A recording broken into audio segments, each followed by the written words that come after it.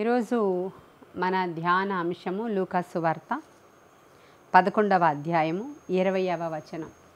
లూకాసు సువార్త 11వ అధ్యాయము 20వ వచనం నేను చదువుతున్నాను చూడండి. అయితే నేను దేవుని వ్రేలితో దయ్యములను వెళ్ళగొట్టుచున్న ఎడల నిశ్చయముగా దేవుని రాజ్యము మీ వద్దకు వచ్చి ఉన్నది. మరలా చదువుతున్నాను. అయితే నేను దేవుని వ్రేలితో దయ్యములను వెళ్ళగొట్టుచున్న ఎడల నిశ్చయముగా దేవుని రాజ్యము మీ వద్దకు వచ్చి ఉన్నది. ఈరోజు మనము ధ్యానం చేసుకుంటున్నాము. అంశం ఏంటంటే దేవుని యొక్క వ్రేలు. దేవుని యొక్క వ్రేలితో యేసుక్రీస్తు ప్రభువారు దయ్యాలను వెళ్ళగొట్టుచు ఉన్నప్పుడు, నేను ఈ వ్రేలితో దయ్యాలను వెళ్ళగొట్టుచున్నాను అని మీరు చూసినప్పుడు నిశ్చయముగా దేవుని రాజ్యము మీ వద్దకు వచ్చి ఉన్నదని మీరు గ్రహించండి అంటున్నారు ప్రభువు. మనము బైబిల్ గ్రంథంలో చూసినప్పుడు దేవుని యొక్క వ్రేలు లేదంటే దేవుని యొక్క హస్తము ఎన్ని శూర కార్యాలను జరిగించిందో దేవుని హస్తము అనేటువంటి వర్తమానంలో మనం నేర్చుకున్నాం. దేవుని హస్తము, ఆయన బాహుబలము ఎంత గొప్పదో, ఆయన భుజబలం ఎంత గొప్పదో, ఆయన చేతితో ఏమేమి కార్యాలు చేశాడో, ఆయన జానతో ఎలాగా ఆయన ఆకాశాన్ని కొలిచి ఉన్నారో, ఇలాంటివన్నీ కూడా మనం వర్తమానాల్లో నేర్చుకున్నాం. కాకపోతే ఈరోజు దేవుని వ్రేలితో ఆయన దయ్యాలను వెళ్ళగొడతాడంట. చూడండి, దేవుని వ్రేలితో దయ్యాలను నేను వెళ్ళగొట్టుచున్నప్పుడు దేవుని రాజ్యము నిశ్చయముగా సమీపముగా వచ్చేసిందని మీరు నమ్మండి అంటున్నాడు ఆయన. ఈ వ్రేలు అనే మాట దేనికోసం ఉపయోగించారు? దేవుని యొక్క చేతి వ్రేలేనా? దానికి ఇంకొక పర్యాయ పదం ఏదైనా ఉందా? లేదంటే ఆ వ్రేలుని మనం ఏ విధముగా తీసుకుంటాము అనేది చూడాలంటే మత్తయి సువార్త తెరవండి అందరూ. మత్తయి సువార్త 12:28 చూద్దాం. మత్తయి సువార్త 12వ అధ్యాయం 28వ వచనం. దేవుని ఆత్మ వలన నేను దయ్యములను వెళ్ళగొట్టుచున్న ఎడల నిశ్చయముగా దేవుని రాజ్యము మీ వద్దకు వచ్చి ఉన్నది. రెండు కూడా కంపేర్ చేసి మీరు చూసుకోండి. ఇందాక నేను చదివిన అంశంలో దేవుని వ్రేలితో దయ్యములను వెళ్ళగొట్టుచున్న ఎడల నిశ్చయముగా దేవుని రాజ్యము మీ వద్దకు వచ్చి ఉన్నది. ఇప్పుడు ఇక్కడేం చదువుతున్నానంటే దేవుని ఆత్మ వలన నేను దయ్యములను వెళ్ళగొట్టుచున్న ఎడల నిశ్చయముగా దేవుని రాజ్యము మీ వద్దకు వచ్చి ఉన్నది. రెండు ఒకటే కదా. అక్కడ వ్రేలు అని రాయబడి ఉంది, ఇక్కడ ఆత్మ అని రాయబడి ఉంది. అంటే దేవుని వ్రేలు అంటే అర్థం ఏంటంటే దేవుని యొక్క ఆత్మ, దేవుని యొక్క శక్తి అని అర్థం, పవర్. వ్రేలు అంటే దేవుని యొక్క ఆత్మ, దేవుని యొక్క శక్తి అని మనకు అర్థమవుతుంది. 10 కమాండ్మెంట్స్ మోషేకి దేవుడు ఇచ్చినప్పుడు ఆ పలక మీద దేవుడు తన వ్రేలితో ఆ 10 కమాండ్మెంట్స్ని రాసినట్లుగా మనం చూస్తాం. కాబట్టి దేవుని యొక్క వ్రేలు 10 ఆజ్ఞలను లిఖించినట్లు మనం చూస్తాం. యేసుక్రీస్తు ప్రభువారేమో నేను దయ్యాలను ఆయన వ్రేలు సహాయముతో వెళ్ళగొట్టుచున్నాను అంటున్నారు. ఇంకొక చోట నేను దేవుని యొక్క ఆత్మ సహాయముతో ఆ దయ్యములను వెళ్ళగొట్టుచున్నప్పుడు దేవుని యొక్క రాజ్యము మీకు సమీపంగా వచ్చిందని ఆయన మాట్లాడడం మనం చూస్తున్నాం. ఈరోజు మన జీవితంలో దేవుని యొక్క వ్రేలు యొక్క సహాయం ఎంతైనా అవసరం మనకి. మనం మోషే గురించి మనం ఆలోచన చేసినప్పుడు నిర్గమాకాండంలో ఒకసారి తెరుద్దాం. నిర్గమాకాండము 8వ అధ్యాయము, నిర్గమాకాండము 8వ అధ్యాయము 16వ వచనం నుంచి చదువుతాను చూడండి. అందుకు యెహోవా మోషేతో, నీవు నీ కర్ర చాపి ఈ దేశపు ధూళిని కొట్టుము, అది ఐగుప్తు దేశమందంతటను పేలగునని అహరోనుతో చెప్పుమనగా వారు అట్లు చేసిరి. అహరోను తన కర్రను పట్టుకుని చేయి చాపి ఆ దేశపు ధూళిని కొట్టినప్పుడు పేలు మనుష్యుల మీద జంతువుల మీద ఉండెను. ఐగుప్తు దేశం అంతటి మీద ఆ దేశపు ధూళి అంతయు పేలాయను. శకునగాండ్రు కూడా పేలను పుట్టించవలనని తన మంత్రముల చేత అట్లు చేసిరి గాని అది వారి వలన కాకపోయాను. ఇక్కడ ఏం జరిగిందంటే మోషేకి దేవుడు తన చేతి కర్రనే అద్భుతాలు చేసేటువంటి కర్రగా చేసేశారు. ఆ యొక్క మండుచు ఉన్నటువంటి పొద దగ్గర మోషే చేతిలో ఏముంది అని అడుగుతాడు దేవుడు. నీ చేతిలో ఏముంది అంటాడు ఆయన. అడిగినప్పుడు నా చేతిలో కర్ర ఉంది, అది క్రింద పారవేయ అని చెప్పినప్పుడు అది పాము అవుతుంది, మరలా పట్టుకోమని చెప్పినప్పుడు అది కర్ర అవుతుంది. ఆ కర్రతోనే శూర కార్యాలను మోషే ద్వారా చేయించారు దేవుడు. దేవుని వ్రేలు ఇలా చాపితే కార్యాలు జరిగినట్లు మోషే కర్ర ఇలా చాపితే కార్యాలు జరిగాయి. అక్కడ ఆ కర్రను అక్కడ ధూళి మీద కొట్టినప్పుడు ఆ ధూళి అంతా కూడా పేలులాగా అయిపోయిందంట, తలలో ఉండేటువంటి పేలులాగా. అలా మారిపోయినప్పుడు మనుష్యుల మీద అంతా ఆ పేర్లు వచ్చి ఎక్కేస్తున్నాయి. ఆ జంతువుల మీద అంతా కూడా అవి వచ్చి హింసించేస్తున్నాయి. ఎంతో సఫకేట్ అయిపోతున్నారు వాళ్ళు. మొత్తం దేశం అంతా పేలుమయం. ఆ సమయంలో యాక్చువల్గా అయితే ఐగుప్తు మంత్రగాళ్ళు వచ్చి ఆ పేలు లేకుండా మంత్రం వేయాలి, కానీ వాళ్ళు వచ్చి పేలు సృష్టించడానికి ట్రై చేయడం ఏంటో నాకు అర్థం కాలేదు. అలా రాయబడి ఉంది ఇక్కడ. వాళ్ళు వచ్చి మేము చేయగలము, ధూళి కొలితే పేలు వస్తాయని చెప్పి ఆ ధూళిని వాళ్ళు కొట్టి చూశారు, కానీ అది వారి వల్ల కాకపోయినని రాయబడి ఉంది. కాకపోతే వాళ్ళు ఈ పేలుని మేము నిర్మూలించగలమేమో అని ట్రై చేయాలి, వాళ్ళు ఆ పేలు కోసం ట్రై చేయడం ఏంటో నాకు తెలియలేదు. కానీ అలాంటి సంఘటనలన్నీ కూడా మోషే తన కర్ర ద్వారా చేశారు. అది దేవుని యొక్క వ్రేలు, అది దేవుని యొక్క శక్తి, అది దేవుని యొక్క ఆత్మ. హల్లెలూయా. ఈ 3 రిఫరెన్సెస్ చాలు మనకి దిన వర్తమానము కొరకు. మరి మోషే ఎర్ర సముద్రం దగ్గర కర్రని ఇలా చాపితే చాలు, అది 2 పాయలు అయిపోయింది. మోషే బండతో మాట్లాడితే చాలు, అద్భుతం జరిగిపోయింది. యేసుక్రీస్తు ప్రభు వారి యొక్క జీవితంలో ఆయన ఈ భూమి మీద సంచరించిన దినాలలో ఆయన వస్త్రపు చెంగు ముట్టుకుంటే స్వస్థత, ఆయన నోటి మాటలో స్వస్థత, ఆయన ఆయన ఆయన ఉమ్మిలో స్వస్థత, ఆయన ఏం చేసినా సరే అద్భుతాలు ఆశ్చర్యాలే జరుగుతూ ఉండేవి. కాకపోతే ఇక్కడ మనము దేవుని వ్రేలుతో చేయబడేటువంటి కార్యాల గురించి మనము అంటే స్పెషల్గా ధ్యానం చేయాలంటే ఆ వ్రేలు ప్లేసులో మత్తయి సువార్తలో ఆత్మ అని రాసింది చూసారా. దేవుని ఆత్మ ద్వారా సమస్తము సాధ్యమే అంటుంది బైబిల్. ఎందుకంటే శక్తి చేతనైనను బలము చేతనైనను కాక నా ఆత్మ ద్వారా అన్నీ జరుగుతాయి అని రాయబడి ఉంది. మరి యేసుక్రీస్తు ప్రభువారు 70 మంది శిష్యులను ఏర్పాటు చేసుకున్న తరువాత ఆయన ఏం చెప్పారంటే, మీరు ఇద్దరిద్దరుగా వెళ్ళి దేవుని రాజ్య సువార్తను ప్రకటించడానికి వెళ్ళినప్పుడు మీరు మొదట రోగులను స్వస్థపరచండి, వారి మీద చేతులుంచి వారిని స్వస్థపరచండి, దయ్యములను వెళ్ళగొట్టండి, సువార్త ప్రకటించండి. శిష్యులకు ఇచ్చినటువంటి ఆజ్ఞ ఇది.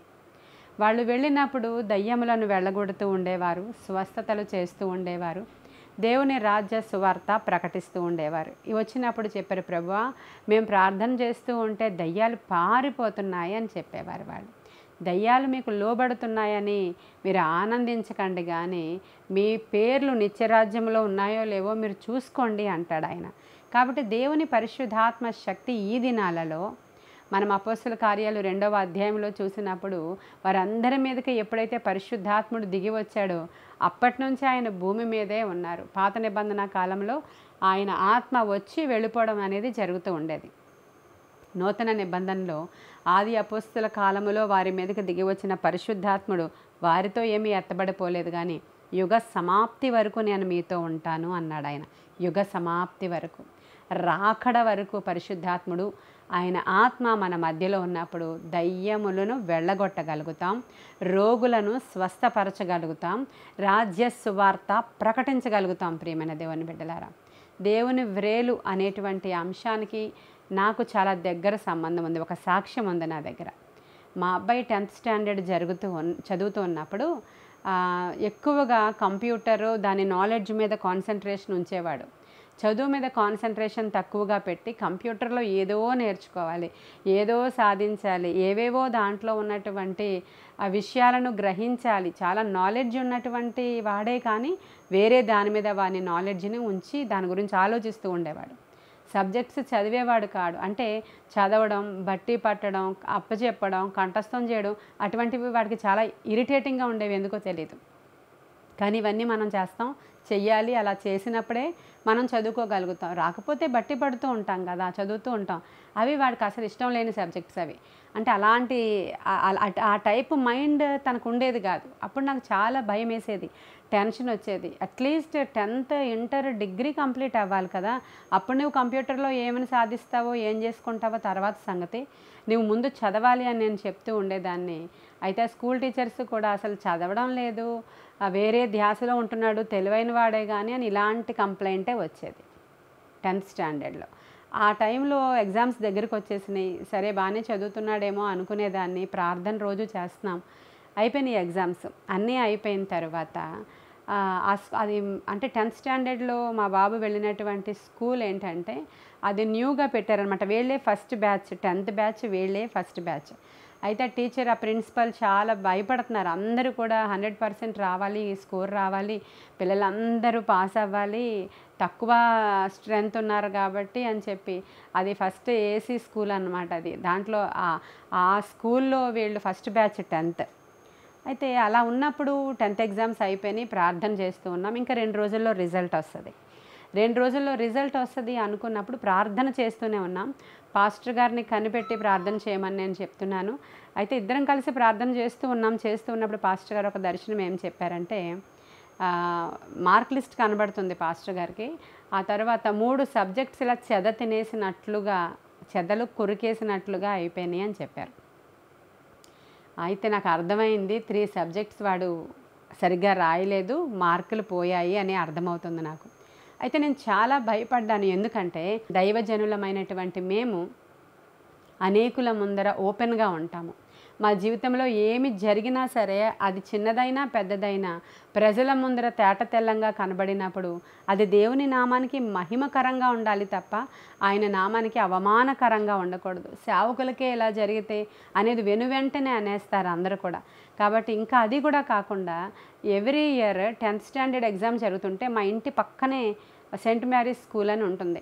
ఆ స్కూల్ నుంచి పిల్లలందరూ కూడా ప్రార్థన చేయించుకోవడానికి ఆ ప్రిన్సిపల్ గారు మా ఇంటికి పంపించేవారు. ఇక్కడ ఒక పాస్టమ్మ గారు ఉన్నారు, ప్రార్థన చేయించుకొని రండి అని.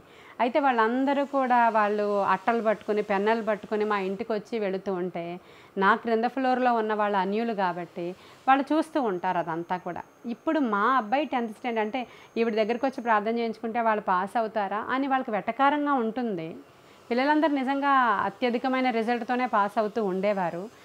అక్కడ మా అబ్బాయి విషయానికి వచ్చేటప్పటికల్లా ఆ రోజు దేవుడి దర్శనం ఆల్రెడీ చూపించారు. ఇంకేంటి పాస్టర్ గారు అది చూసారంటే అది యాజ్ ఇట్ ఈజ్ జరుగుతుంది. ఇప్పుడు ఏం చేయాలో నాకు అర్థం కాక ఇంకా దినమంతా 2 రోజుల ముందు కదా దర్శనం వచ్చింది, దినమంతా ప్రార్థన చేసాం. నేను నాతో పాటు ఉన్నటువంటి, అప్పటికి ఇంతమంది ప్రేయర్ వారియర్స్ లేరు, 2-3 నాతో ఉన్నటువంటి నా జత పనివారు, మేము ముగ్గురము కలిసి ప్రార్థన చేశాము. ప్రార్థన చేసినప్పుడు వాళ్ళు ఈవినింగ్ అయిపోయింది, ఎవరి ఇంటికి వాళ్ళు వెళ్ళిపోయారు. పాస్టర్ గారు డ్యూటీ నుంచి ఇంటికి వచ్చారు, ఆయన 7 అయింది వచ్చేసరికి. నేను చెప్పాను మళ్ళీ ప్రార్థనకు కూర్చోవాలి మనం అని చెప్పినప్పుడు వెంటనే ఫ్రెష్ అయ్యి మేము ప్రార్థన 10-10:30 వరకు నేను చేస్తూనే ఉన్నాను. ఎందుకంటే దర్శనము మారాలి, దేవుడు చెప్పినది చూపించారు ఆయన. కానీ ఒక దర్శనము నినవే పట్టణం గురించి చూపించినప్పుడు వారు ప్రార్థించగా, వారు తగ్గించుకొనగా, వారు కన్నీరు విడువగా, వారు ఏడవగా దేవుడు అక్కడ అద్భుతము చేసి ఆ ఉపద్రవాన్ని ఆపినట్లు మనము కన్నీరు విడిచి బ్రతిమలాడుకొని దేవుణ్ణి మొర్ర పెట్టుకుని రీజన్ ఏంటో ఆయనకి చెప్పినప్పుడు ఆయన తప్పకుండా చేస్తాడని.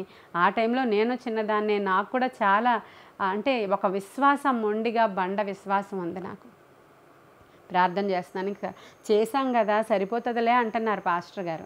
సరిపోదు, మీకు ఆ దర్శనం రావాలి, మళ్ళీ అది మారిందనే దర్శనం వచ్చే వరకు నేను చేస్తానని నేను ఆ ప్రార్థనలో మొండిగానే ఉంటాను. నేను ప్రార్థిస్తూనే ఉన్నాను.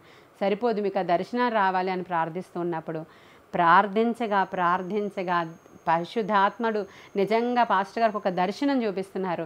ఆ దర్శనంలో దేవుని వ్రేలు వచ్చింది. హల్లెలూయా చెప్పండి, వింటున్న మీరు. దేవుని వ్రేలు వచ్చి అది అగ్నిగా మారి ఒక డార్క్ రూమ్లోనికి, ఆ ఫింగరే ఫైర్గా డార్క్ రూమ్లోనికి వెళుతుంది. అది వెళ్ళి అక్కడ బయట ఎవరో కూడా అక్కడ కావలి ఉన్నారంట. రూమ్ లోపలికి వెళ్ళిపోయి ఆ డార్క్ రూమ్లో ఎక్కడ ఏమున్నాయో మాకు తెలియదు, ఏ కంప్యూటర్సే ఉన్నాయో, ఏ పేపర్సే ఉన్నాయో, మరి ఏమి ఉన్నాయో మాకు తెలియదు. వెళ్ళి ఆ వ్రేలు ఇలా ఏం చేసిందో కూడా మాకు తెలియదు. అక్కడ సరిచేసి తరువాత అది మాయమైపోయి వెళ్ళిపోయింది. ఆ పాస్టర్ గారు నాకు ఆ దర్శనం చెప్పినప్పుడు చాలు, దేవుని వ్రేలు కార్యం చేసింది అన్నాను. హల్లెలూయా. 10 సంవత్సరాల క్రితం మ్యాటర్ ఇది. దేవుని వ్రేలు కార్యం చేసింది అక్కడ. నేను నమ్మాను. మరుసటి రోజు మార్నింగే రిజల్ట్. మా అబ్బాయి ఎంత టెన్షన్గా ఉన్నాడంటే, పొద్దున్నే స్నానం చేసి నున్నగా తలపాపం ఇలా దువ్వేసుకొని అలా కూర్చొని కంప్యూటర్ ముందు. అప్పుడు నేను చెప్పాను, దేవుడు కార్యం చేస్తారు, దేని గురించి భయపడకు, బాధపడకు. రాసినప్పుడు చదివినప్పుడు చింతలేదు, కానీ ఇప్పుడు ఎందుకు అలా భయపడిపోతున్నావు? ఏది జరిగినా సరే పెద్ద ఏం ప్రాబ్లం లేదు మనకి, అలా ఏం కంగారు పడకని వానికి చెప్పి నేను వచ్చి చాలా ధైర్యంగా ఎదురు చూస్తూ ఉన్నాను. ఈ లోపల రిజల్ట్ వచ్చింది. మా కంప్యూటర్లో మా అబ్బాయి ఫస్ట్ క్లాస్లో పాస్ అయ్యి ఉన్నాడు. హల్లెలూయా. ఫస్ట్ క్లాస్లో పాస్ అయి ఉన్నాడు. మమ్మీ ఫస్ట్ క్లాస్ వచ్చేసింది, ఇదిగో రిజల్ట్ వచ్చిందని చూపించాడు, ఆనందపడిపోయాడు, సర్ప్రైజ్ అయిపోయాడు. మేము కూడా చాలా సంతోషించి దేవునికి కృతజ్ఞతాస్తుతులు నేను చెల్లించాను. అయితే ఆ స్కూల్కి వెళ్ళారు. ఇప్పుడు మన చర్చిలో ఇందాక ఇప్పుడు నాకు ముందుగా ప్రార్థన చేశారు కదా లిల్లీ సిస్టర్, వాళ్ళ అమ్మాయి మా అబ్బాయి ఒకటే క్లాస్. ఆ పాపకి స్కూల్ ఫస్ట్ వచ్చింది. ఆ న్యూగా పెట్టిన స్కూల్ అన్నాను కదా నేను, వీళ్ళిద్దరూ ఒకే స్కూల్లో చదివారు కాబట్టి అదే ఫస్ట్ బ్యాచ్ 10th కాబట్టి వాళ్ళ పాపకి స్కూల్ ఫస్ట్ వచ్చినప్పుడు వాళ్ళ పేరెంట్స్ని స్కూల్ వాళ్ళు పిలిచారు. వాళ్ళ ఫాదర్ అక్కడికి వెళ్ళారు, ఆయన అడ్వకేట్. వెళ్ళినప్పుడు అన్నారంట అందరూ పాస్ అయిపోయారండి శామ్యూల్ తప్ప అని చెప్పారంట. ఆయన షాక్ అయిపోయి మా పాస్టరమ్మ గారు వాళ్ళ అబ్బాయి పాస్ అయ్యాడు కదండి, ఫస్ట్ క్లాస్లో పాస్ అయ్యాడని మా పాస్టరమ్మ గారు చెప్పారు అని అడిగినప్పుడు లేదు లేదు శామ్యూల్ది పోయింది చూడండి అని కంప్యూటర్లో చూపిస్తూ ఉంటే ఆవిడ అన్నారంటే ఎంత మొత్తుకున్నానో వాడిని చదువు చదువు చదువు అని, వాడు కూడా పాస్ అయిపోయి ఉంటే మాకు 100% స్కోర్ వచ్చేది అని ఆవిడ బాధపడుతున్నారు. అప్పుడు ఈ బ్రదర్ అనుకుంటున్నారు పాస్టరమ్మ గారు నాకు అబద్ధం చెప్పారా. చూసారా, సేవకులు తెరచిన పేపర్ లాగా ఉంటాము, ప్రతిదీ కూడా బయటకు తెలుస్తూ ఉంటుంది. మేము వాళ్ళకి మాదిరికరంగా ఉండాలి, మేము దేవునిని రిప్రజెంట్ చేస్తూ ఉండాలి. అనేకులు చూసి మా నుంచి మాదిరి నేర్చుకోవాల్సిన మేము ఏం చేసినా సరే అది చిన్న పొరపాటు ఎక్కడైనా దొరికిందంటే ఎంత ఇన్ఫ్లుయెన్స్ ప్రజల మీద ఉంటుందో అసలు ఆ ఇన్సిడెంట్ తెలుస్తుంది మీకు. అయితే అలా అనుకుని వాళ్ళ భార్యకి ఫోన్ చేశారు ఆయన, లిల్లీ గారికి, మన పాస్టరమ్మ గారు పాస్ అయ్యారని చెప్పారు కానీ ఇక్కడ స్కూల్లో నంబర్ లేదు శామ్యూల్ నంబర్ అని చెప్పి ఒకసారి ఫోన్ చేయండి పాస్టరమ్మ గారికి అని ఆవిడ చెప్తున్నారు. అప్పుడు ఫోన్ చేసినప్పుడు బ్రదర్ మా కంప్యూటర్లో వచ్చింది ఇదిగోండి సో అండ్ సో నంబర్, ఇదిగో మార్క్స్ ఇదిగో అంటే అప్పటికి ఇంకా మార్క్స్ లిస్ట్ రాలేదండి, పాస్ అయ్యాడు ఇదిగో అని చెప్తున్నాను నేను. ఆ తర్వాత ఆయన ఇంకా అలా మాట్లాడుతూనే ఉన్నారు. తర్వాత అమ్మాయికి బొకే ఏదో ఇచ్చారు, ఆ ఫాదర్ని అప్రిషియేట్ చేశారు, ఆయన వెళ్ళిపోయారు. ఆయనకి అంత డౌట్ వచ్చింది, ఆయన వెళ్ళిపోయారు. మధ్యాహ్నం మార్క్ లిస్టులు వచ్చాయండి, అంటే 10 years బ్యాక్ జరిగిన ఇన్సిడెంట్స్ ఇవి.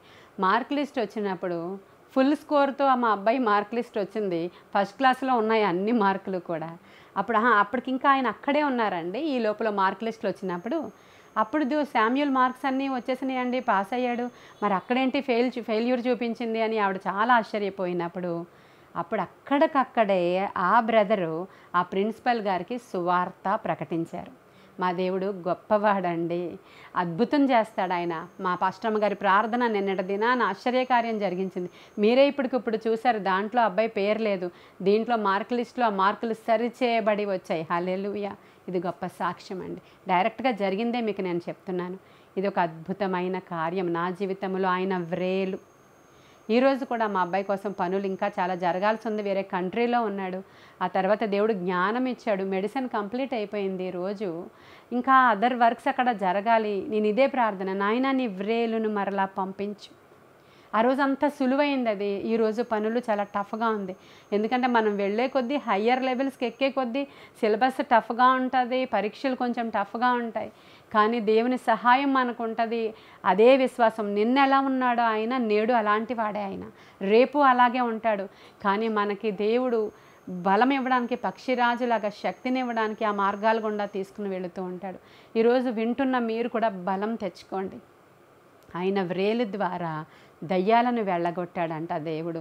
ఆయన వ్రేలు ద్వారా అద్భుతాలు జరిగిస్తుందట దేవుని యొక్క ఆత్మశక్తి. పాల్ యాంగిచ్చో అనేటువంటి పాస్టర్ గారికి, ఆయనకి క్షయ వ్యాధి ఉండేది. ఆయన యవ్వనస్తుడుగా ఉన్నప్పుడు చిన్నప్పటి నుంచి సిక్ పర్సనే ఆయన.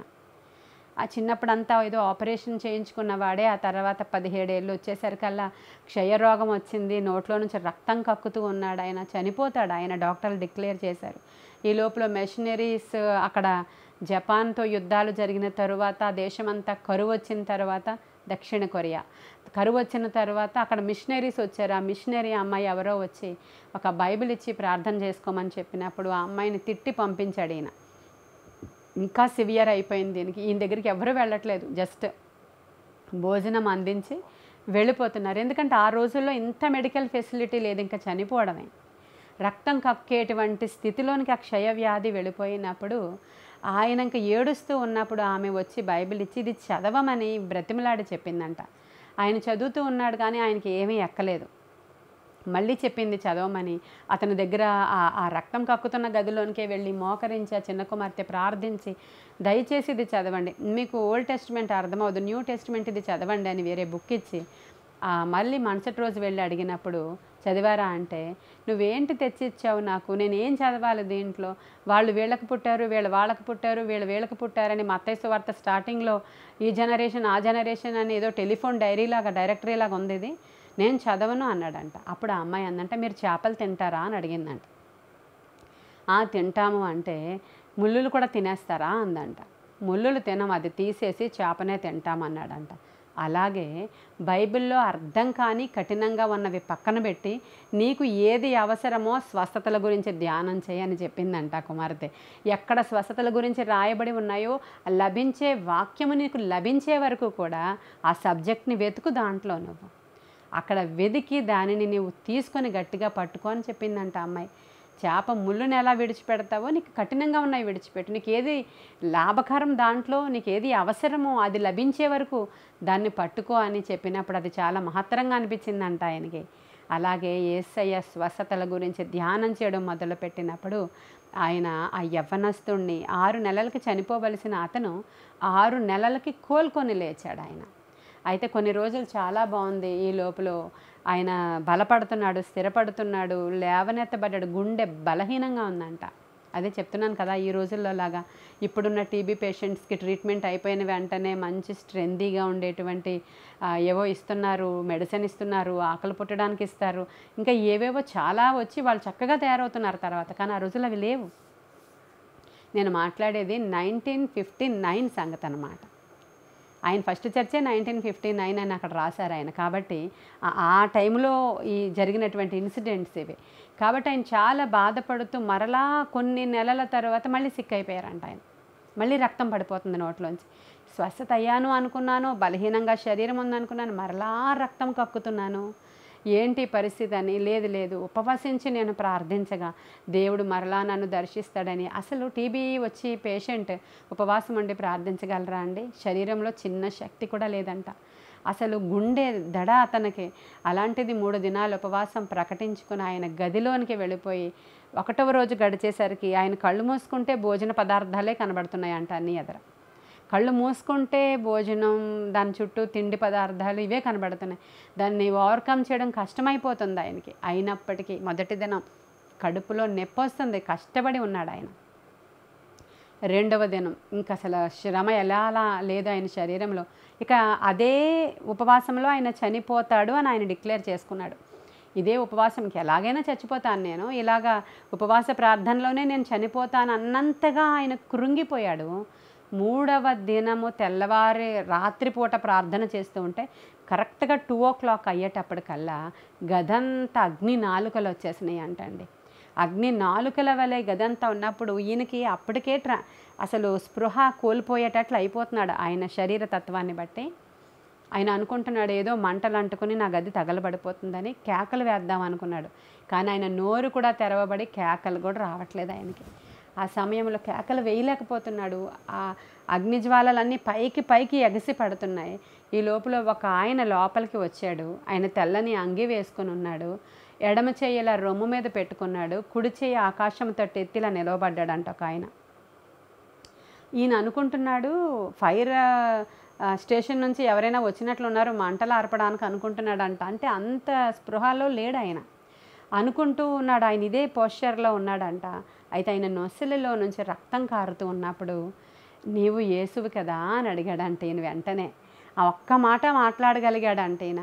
నీవు యేసువు కదా అని అడిగినప్పుడు ఆయన అన్నాడంట, యవ్వనస్తుడా, ఈ లోకంలో ధన ఘనతలన్నీ బూడిదైపోతాయి, నీవు నా సువార్త ప్రకటించు అని అక్కడి నుంచి వెళ్ళిపోయాడంట ఆయన. అప్పుడు ఈయన ఏడుస్తున్నాడు, అయ్యా నేను క్షయరోగిని, నేనేం ప్రకటిస్తాను, నన్ను సువార్త ప్రకటించమన్నావేంటి, నేనేం చేయనని చెప్పి ఈయన ఇంచుమించు స్పృహలో కోల్పోయాడంట ఆయన. ఆ తర్వాత ఉదయాన్నే లేచాడు ఆయన, బలం తెచ్చుకోవడానికి ప్రయత్నించాడు.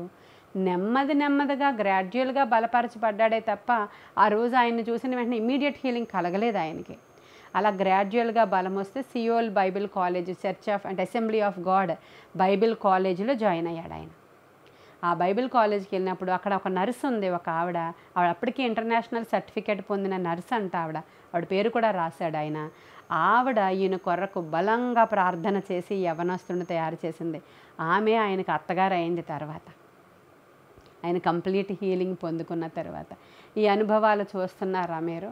ఎందుకు నేను పాల్ యాంగెచ్చో గారి గురించి చెప్పానంటే, ఆ దేవుని వ్రేలు వెళ్ళి ఆయన్ని స్వస్థపరిచిందండి ఆ రోజు. ఆయన అనేకమైనటువంటి రోగుల కొరకు తర్వాత స్వస్థతలు చేసేవారు. శక్తి కొలది రోగుల మీద చేతులుంచి ప్రార్థించేవారు. సంఘానికి ఎవరొచ్చినా దేవుడు చెప్పినటువంటి సందర్భం, రోగుల మీద చేతులుంచండి, దయ్యాలను వెళ్ళగొట్టండి, సువార్త ప్రకటించండి అనే 3 పాయింట్స్తో ఆయన సేవ విస్తరించడం ప్రారంభించింది. దయ్యాలను వెళ్ళగొట్టే పరిచర్య, రోగుల మీద చేతులుంచి ప్రార్థించే పరిచర్య, తరువాత వారికి సువార్త ప్రకటించే పరిచర్య ఆయన స్లమ్ ఏరియాలో ముందు మొదలుపెట్టి నెమ్మదిగా ఆయన సంఘాన్ని విస్తరింప చేసుకుంటూ ఆయన వెళుతూ ఉన్నప్పుడు ఇక ఆయన శక్తి సరిపోదు. ఎందుకంటే ఆయన అప్పటికి తగ్గింది కానీ చాలా బలహీనుడిగా ఉండేవాడట. నరాల వీక్నెస్ ఉండేదంట, గుండె వీక్నెస్ ఉండేది. కానీ ఆయన బ్రతికాడు, ఆయనకు ఆ రోగం లేదు. చూడండి ఒకసారి, ఆయన అలా బలహీనుడిగా ఉండి ఎక్కడికి వెళ్ళాలన్నా మీటింగ్కి బలహీనంగానే వెళుతూ ఉండేవాడు. అప్పుడు అందరూ అన్నారంట, ఎందుకు నువ్వు ఇంత స్ట్రెయిన్ తీసుకుంటావు రోగులను స్వస్థపరచడానికి, ఎందుకు ఇంత సమయం కేటాయిస్తావు? అలా ఏం చేయక్కర్లా, కేవలం సువార్త ప్రకటించుకుని వెళ్ళిపోవడమే. ఈ రోగాల మీద, దయ్యాలను వెళ్ళగొట్టడం మీద కాన్సన్ట్రేషన్ ఉంచడం ఎందుకు అని అన్నారు. ఈ రోజుల్లో కూడా చాలామంది ఏం చెప్తారంటే, మాది ప్యూర్లీ సువార్త ప్రకటించే సంఘము, మేము అలాంటివి ఏమీ చేయము, భ్రమ పెట్టే ఆత్మలు లేవు మా దగ్గర, దయ్యాలు లేనే లేవు అంటున్నారు వాళ్ళు. దయ్యాలు లేనే లేవు అంటే యేసుక్రీస్తు ప్రభు వారు ఆ దయ్యాలను వెళ్ళగొట్టండి అని ఎందుకు చెప్పారు అంటే, అపోస్తులతోనే అది అయిపోయిందంట. ఈరోజు మారిన మాంత్రికులని ఎన్ని సాక్ష్యాలు వింటున్నారండి? మీరు విన్నారా యూట్యూబ్లో? మారిన మాంత్రికులు అంటే దయ్యాలు లేకపోతే వాడు ఎవరికి మాంత్రికుడు? దయ్యానికే కదా మాంత్రికుడు. అనేకమైన దయ్యాలు పట్టిన వారిని ఇక్కడ తీసుకొచ్చినప్పుడు ఎన్నో స్వస్థతలు జరిగాయి మా మందిరంలో. డైరెక్ట్గా చాలా స్వస్థతలు జరిగాయి. ఆ దయ్యాలు అసలు మాట్లాడాల్సిన అవసరతే లేదు, వాళ్ళు ఎన్ని రోజుల నుంచి సఫర్ అవుతారో. అయితే ఈ పాస్టర్ గారు కూడా ఇంకా సంఘంలో ఆయన ఇంకా వీటి మీద కాన్సన్ట్రేషన్ చేసినప్పుడు అందరూ అలా అనేవారట ఈయన్ని. అప్పుడు ఈయన అన్నారట, ఒక రోగికి ఎంత బాధ వేదన ఉంటుందో ఒక రోగినైనా నాకు తెలుసు, కాబట్టి నేను ఖచ్చితంగా వారి కొరకు భారం కలిగి ప్రార్థన చేస్తాను అని దాని మీదే దృష్టి నుంచినప్పుడు ఆయన సంఘంలో నెలకి 10,000 మంది చేర్చబడేవారంటండి. హల్లెలూయా చెప్పండి. నెలకి 10,000 మంది. ఇది 1969లో జరిగిన సందర్భం. అంటే ఆ రోజుల్లో ఇంకా ఆ దేశం అంతా బౌద్ధ మతస్థులండి. దక్షిణ కొరియా బౌద్ధ మతస్థులు, అదంతా కూడా బుద్ధుడి యొక్క మతస్థులే ఉంటారు. వాళ్ళందరూ మార్చబడి సియోల్ అనేటువంటి పెద్ద మందిరం కొన్ని లక్షలతో మిలియన్స్తో ఆయన అంతమందిని రక్షించేశాడండి. ఆయన బ్రాంచ్లు అలా విస్తరించేసినాయి. అసలు మనం ఫ్లైట్లో దక్షిణ కొరియాకు వెళితే ఫ్లైట్లో నుంచే వాళ్ళ యొక్క మందిరం యొక్క కొన మనకు కనబడుతుందట. ఆయన బ్రతుకున్నప్పుడు వెళ్ళాలి అనుకున్నాను నేను, కానీ ఆయన చనిపోయారు, నేను వెళ్ళలేకపోయాను. ఆయన కలవాలనుకున్నాను నేను. ఈ పుస్తకాలన్నీ నేను చదివి 20 సంవత్సరాలు అయిందండి. అప్పటి నుంచి నా కోరిక దక్షిణ కొరియా అంటే నేను యెరూషలేం వెళ్ళాలని కోరిక ఉండేది కాదు, పాల్ యాంగెచ్చో గారిని కలవాలనే కోరిక ఉండేది నాకు 20 సంవత్సరాల క్రితం.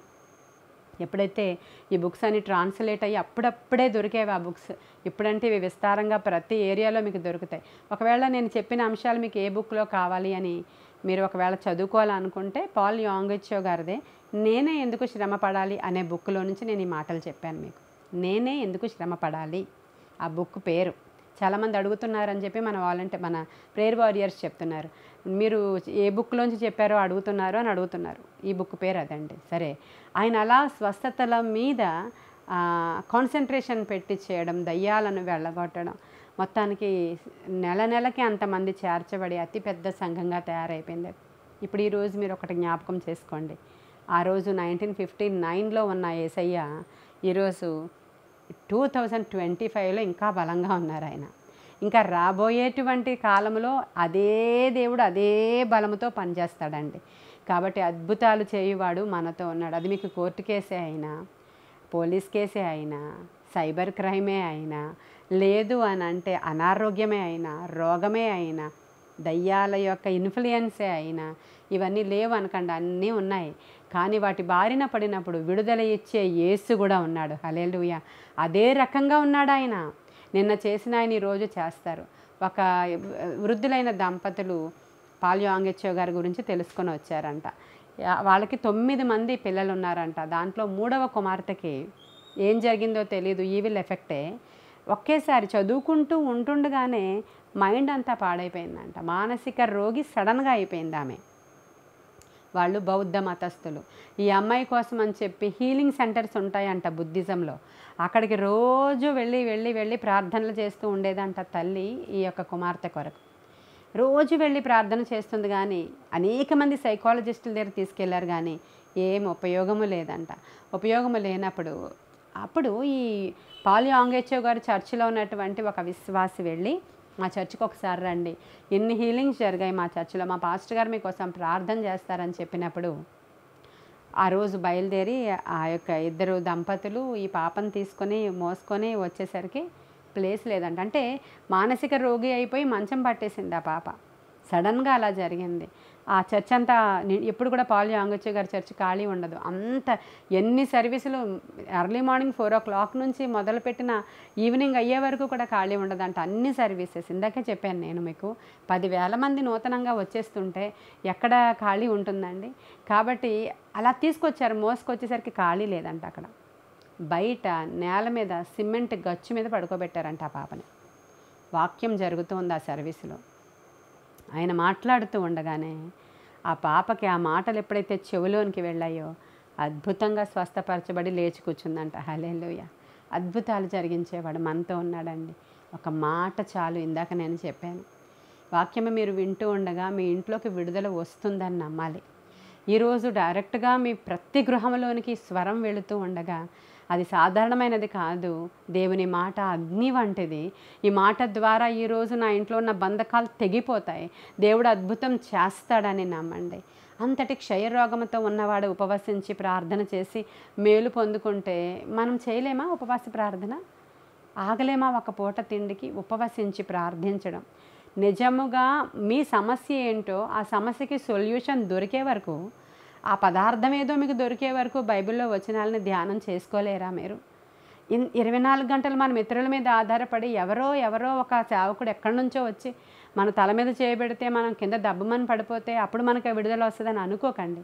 అవన్నీ కరెక్టే, నేను చెప్పేది అవి రాంగ్ అని చెప్పట్లేదు. పరిశుద్ధాత్మ అభిషేకం కరెక్ట్. అది దొంగ సేవకులు ఉంటారు, అబద్ధ సేవకులు ఉంటారు, మంచి సేవకులు ఉంటారు. మీకు వివేచన జ్ఞానం ఉండాలి. వాక్యానుసారంగా వెళ్ళే సేవకులు ఏ విధంగా బోధ ఉంటుందో, వారి జీవితం ఉంటుందో, వాళ్ళ ఎక్స్పెక్టేషన్స్ ఉంటాయో మనకు తెలిసిపోతుందండి. వివేచన ప్రతి ఒక్కరికి దేవుడిస్తాడు. ఫస్ట్ మనం దేవుణ్ణి తెలుసుకోగానే మనకు వచ్చేది వివేచన జ్ఞానమే. ఏది రైట్ ఏది రాంగ్ అనేది మొదట వివేచన చెప్తుంది, తర్వాత వాక్యం చెప్తుంది. గుడ్డిగా అసలు వెళ్ళిపోకూడదు మనం. కాబట్టి దేవుని యొక్క వాక్యము శక్తి గలది. సేవకుల యొక్క మాట్లాడే మాటలలో శక్తి ఉంటుంది. ఆయన అసలు ఎంత శక్తిమంతుడంటే ఆయన వ్రేలు చాలు. హల్లెలూయా! ఆయన వ్రేలుతో ఇలా చూపిస్తే చాలా అద్భుతం జరుగుతుంది, అంతేనండి. కాబట్టి ఇట్టి కార్యాలు దేవుడు మన జీవితాల్లో జరిగించాలి, మన గృహాల్లో జరిగించాలి.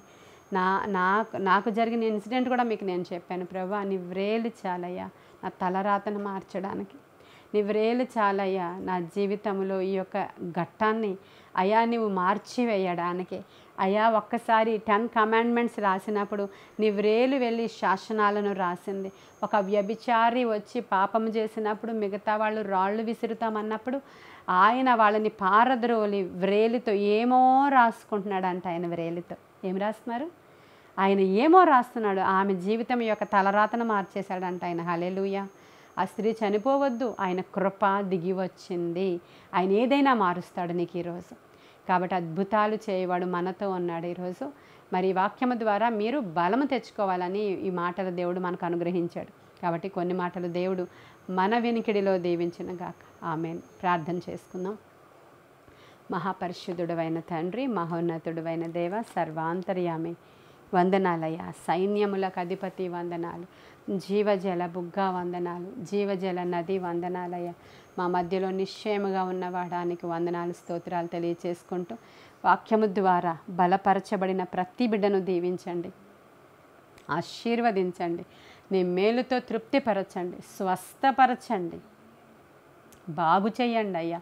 నీ దీవెన ఆశీర్వాదముతో నింపండి అయ్యా. నీ మేలుతో తృప్తిపరిచి నాయన ఇంకా బలమైన కార్యాలు జరుగులాగున సహాయం చేయండి. విశ్వాసముతో వారు ప్రార్థించుకోవాలి, విశ్వాసముతో సేవకులను నాయన ఆశ్రయించాలి, విశ్వాసముతో నీ వాక్యాన్ని ఆశ్రయించాలి, విశ్వాసముతో ఉపవసించాలి, విశ్వాసముతో గొప్ప కార్యాలను జరిగించాలి ప్రభా.